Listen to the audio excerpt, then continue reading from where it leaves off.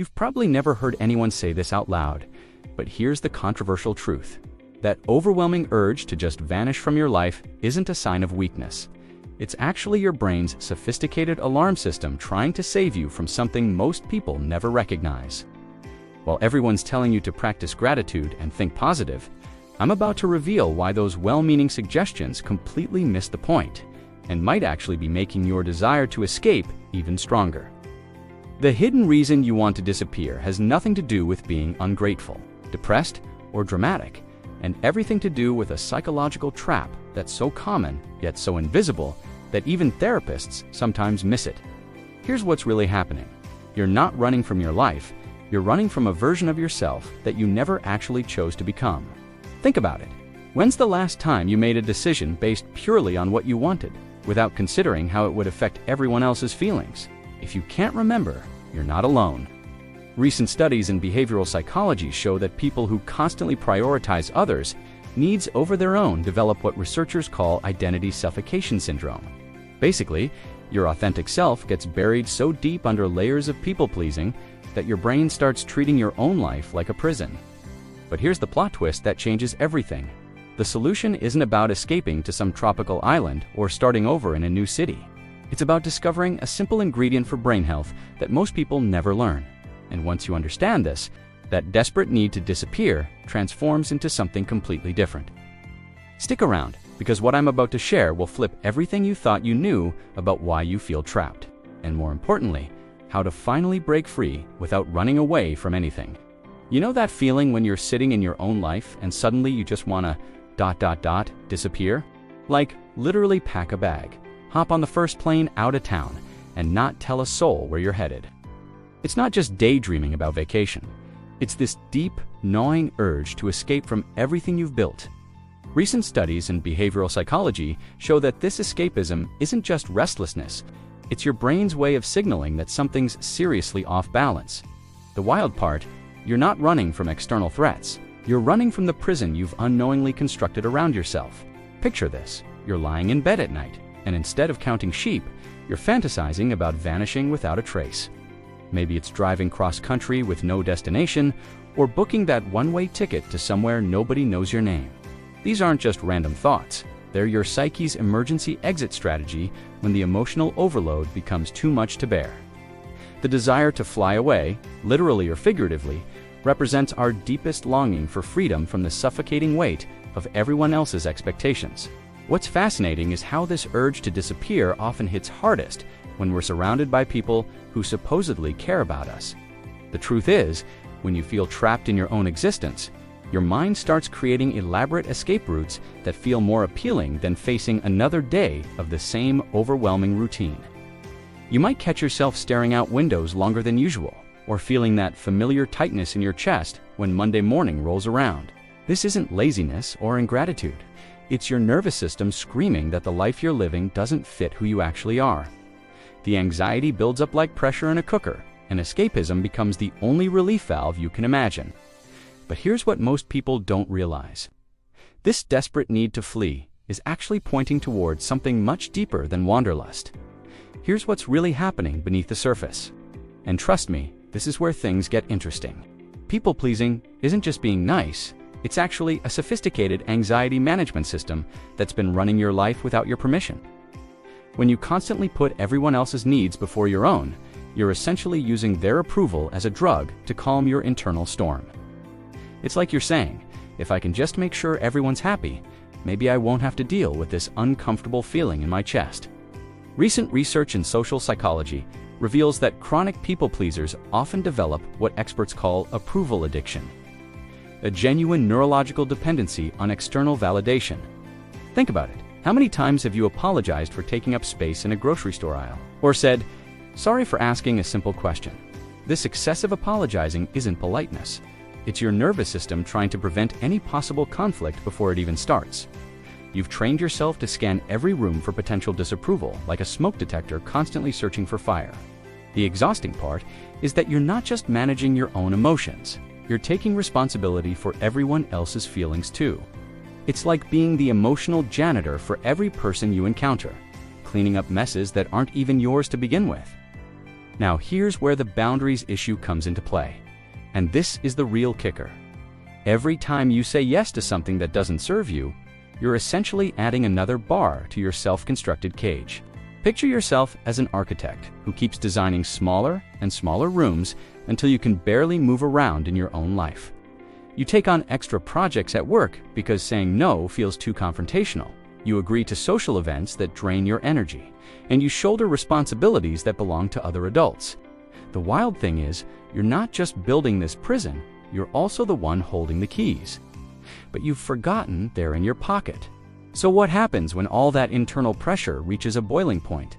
You become a master of the vanishing act. And I'm not talking about magic tricks. Ghosting becomes your go-to conflict resolution strategy because, let's face it, disappearing feels way easier than having those uncomfortable conversations. When someone texts you about an issue, you read it, feel that familiar knot in your stomach, and then ... nothing. Radio silence. It's like your brain goes, nope, not today, and you just evaporate from the situation. New methods in communication research show that this avoidance pattern actually rewires your neural pathways, making disappearing feel like the most logical solution to any interpersonal stress. Here's the thing about conflict avoidance. Your brain has somehow convinced you that standing up for yourself equals starting World War III. You've created this mental equation where any form of self-assertion automatically translates to confrontation, drama, and potential relationship destruction. So instead of saying, hey, I'm not comfortable with this, you'd rather just fade into the background like a social ninja. You'll endure uncomfortable situations, bite your tongue during disagreements, and smile through things that make your skin crawl. All because the alternative feels too scary to consider. The irony, your silence often creates more problems than your honesty ever would. The really fascinating part is how you've turned avoidance into an art form without even realizing it. You'll suddenly become busy when difficult conversations need to happen, or you'll change the subject faster than a politician dodging a tough question. Your phone becomes a mysterious device that only works for incoming calls from people who aren't upset with you. You've mastered the skill of being physically present, but emotionally unavailable whenever tension enters the room. But here's what's wild. All this energy you're spending on avoidance could actually be redirected toward something that might surprise you. Imagine trying to squeeze a size 5 foot into a size 4 shoe. That cramped, uncomfortable feeling where your toes are all bunched up and every step feels wrong. That's exactly what it's like when you're living a life built around avoiding discomfort instead of embracing authenticity. Your days feel like they're constantly pinching you in all the wrong places, but you keep walking anyway because you think this is just how life is supposed to feel. Studies in behavioral psychology have identified this phenomenon as lifestyle incongruence, where there's a massive gap between who you are and how you're living. The crazy part, most people don't even realize they're wearing the wrong size life. This isn't just about feeling a little off. It's about that persistent, nagging sensation that you're living someone else's script while your own story sits gathering dust on a shelf. Every morning you wake up and put on this ill-fitting existence, like a costume that's too tight in the shoulders and too loose in all the wrong places.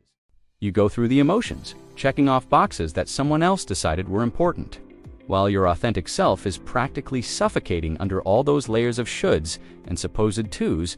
The discomfort becomes so familiar that you start thinking it's normal, like background noise you've learned to tune out. Here's the thing that'll blow your mind. You've become so good at adapting to this cramped lifestyle that you've forgotten what it feels like to have room to breathe. You've constructed an entire existence around avoiding the very things that might actually set you free, like setting boundaries or having honest conversations. It's like you're living in a house where all the doors are too short, so you've just gotten used to walking around hunched over instead of finding a place with higher ceilings. The physical tension you carry in your body isn't just stress. It's your entire being trying to tell you that this life doesn't fit who you really are. Here's where things get real, and honestly, this is the ingredient for brain health that most people never learn. Setting boundaries isn't about making requests or asking permission. It's about making clear statements about what you will and won't do. Think of boundaries like the fence around your property. You don't ask burglars for permission to install security, you just do it. When your coworker tries to dump their project on you last minute, instead of saying, "I don't think I can help," try, "I won't be able to take that on." See the difference? One's a maybe, the other's a fact. Recent studies in assertiveness training showed that people who use definitive language when establishing limits experience significantly less anxiety and emotional overload. Now, here's something that might sound counterintuitive. You need to start letting people help you, even when it feels weird. I know. You've spent years being the person everyone can count on, but when's the last time you actually asked for a favor? Try this. Next time someone's heading to the store, ask them to grab you something small. When your friend offers to help with dinner, actually say yes instead of insisting you've got it handled. It's like learning to receive instead of just constantly giving. And trust me, it's harder than it sounds. The goal isn't to become helpless. It's to break that exhausting pattern of carrying everyone else's load while your own needs get buried under a mountain of excessive responsibility. And here's the game changer that most people skip. You absolutely must start scheduling time with yourself like you would with your most important client. I'm talking about actual appointments in your calendar labeled me time or self-discovery hour. Grab a notebook and start journaling about what you actually like, not what you think you should like. Ask yourself questions like, what would I do today if I didn't have to please anyone? Or what activities make me lose track of time? This isn't some fluffy self-care nonsense. This is legitimate research into who you are when nobody else's opinions are influencing your choices. The autoconocimiento you'll gain from this simple practice will start revealing just how much of your current life belongs to other people's expectations. The shift from feeling trapped to feeling free isn't some magical overnight transformation. It's more like watching a butterfly emerge from a cocoon, except you're both the caterpillar and the scientist observing the process. When you start implementing these boundaries and self-discovery practices, something incredible happens. That constant urge to escape begins transforming into a desire to create space within your existing life. Instead of fantasizing about disappearing to a remote island, you find yourself looking forward to those quiet moments you've carved out for yourself. New methods in positive psychology show that this internal shift actually rewires your brain's reward system, making authentic living feel more satisfying than people-pleasing ever did. It's like switching from junk food to real nutrition. Once your system adjusts, you can't believe you ever thought the fake stuff was satisfying. Here's what's really wild about this transformation. You'll start noticing that conflicts don't feel like life or death situations anymore. Remember when someone's slight disappointment used to send you into a panic spiral? Now, you can have a conversation about differing opinions without your nervous system treating it like a 5-alarm fire. You begin communicating your needs clearly instead of hoping people will magically guess what you want. And surprisingly, most people actually respect you more for it. The anxiety that used to drive your people-pleasing behavior starts dissolving because you're no longer carrying the impossible burden of managing everyone else's emotions. It's like finally putting down a backpack full of rocks that you didn't even realize you were carrying. The most beautiful part of this journey is watching yourself go from constantly seeking external validation to genuinely valuing your own opinion. You stop asking 17 people for permission to make decisions about your own life, and you start trusting your gut instincts again. Those dreams about flying away get replaced by dreams about the life you're actually building, one that fits who you really are instead of who you think you should be. The peace you were trying to find by escaping was actually waiting for you right here in the space between who you were pretending to be and who you actually are. But here's the thing, knowing all this intellectually is just the beginning. Here's the truth that'll probably surprise you. Running away was never actually the solution your brain thought it was. All those fantasies about disappearing, starting fresh somewhere new, or becoming someone completely different, they were just your psyche's way of trying to solve an internal problem with an external escape route. The real breakthrough happens when you realize that the freedom you're seeking isn't located in some distant place or a different life. It's hiding in the spaces between your current commitments, waiting for you to create room to breathe. Studies in cognitive behavioral therapy consistently show that lasting change comes from restructuring your internal landscape, not changing your external circumstances. Think of it like this. You can't run away from your own shadow, but you can definitely learn to dance with it. What's absolutely mind-blowing is that you've had the power to change your situation this entire time. You just didn't know you were allowed to use it. Society has this weird way of convincing us that we're stuck with whatever life we've accidentally created, like we signed some permanent contract in invisible ink. But here's the kicker. Every single day, you get to choose again. You get to decide whether you'll say yes to things that drain you or no to things that don't serve you. You get to choose whether you'll have that difficult conversation or keep carrying resentment like a heavy backpack. The small shifts you make today, setting one boundary, asking for one favor, spending 10 minutes journaling. These aren't just tiny improvements, they're acts of revolution against a life that doesn't fit. And listen, you're definitely not alone in feeling like you want to escape from your own existence. This is way more common than people admit. The difference is that most folks just keep fantasizing about their great escape while you're actually here. Learning about the real ingredients for brain health and emotional freedom, you're not broken for wanting to disappear. You're just human for wanting a life that actually feels like yours. The beautiful thing about creating internal space instead of external distance is that you get to keep all the good stuff you've built while finally having room to be yourself within it. Every small change you make creates a ripple effect that touches every area of your life. And honestly, that's where the real magic happens. So here's my challenge for you, and I'm being completely serious about this. Tonight, before you go to bed, I want you to do something that might feel uncomfortable. Set one tiny boundary. Just one. Maybe it's not responding to that work email after hours. Or telling your friend you can't help them move this weekend because you need time to recharge. I know it sounds scary, but here's the thing. You've been living in fear of other people's reactions for so long that you've forgotten what it feels like to prioritize your own needs. What's the worst thing that could realistically happen if you start honoring yourself the way you honor everyone else? Here's what I want you to ask yourself right now. If you keep doing exactly what you're doing today, where will you be in 5 years? Will you still be fantasizing about escape routes? Or will you finally be living a life that actually fits who you are? The choice is literally in your hands, and every day you wait is another day of feeling like a stranger in your own existence.